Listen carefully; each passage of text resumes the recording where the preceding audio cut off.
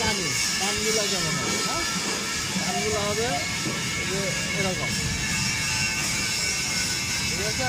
ঠিক আছে, আবার এরকম না, এরকম টানলে হবে না, টানতে হবে ঠিক আছে। ঠিক আছে, আর নিচে ওভারহেডের বিষয়টা দেখো একটু,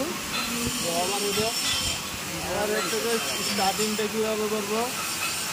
এর মনে করে এটা ওভারহেড, ওভারহেড থেকে এই পাশে যখন টানবো তখন আমরা এইরকম, হ্যাঁ রিসাইড। আবার ওই পাশ থেকে যখন টানবো তখন টানতে হবে হ্যাঁ রিসাইড। তাহলে মেটালটা সুন্দর তোমার নেবে, ঠিক আছে রিসাইড। ঠিক আছে।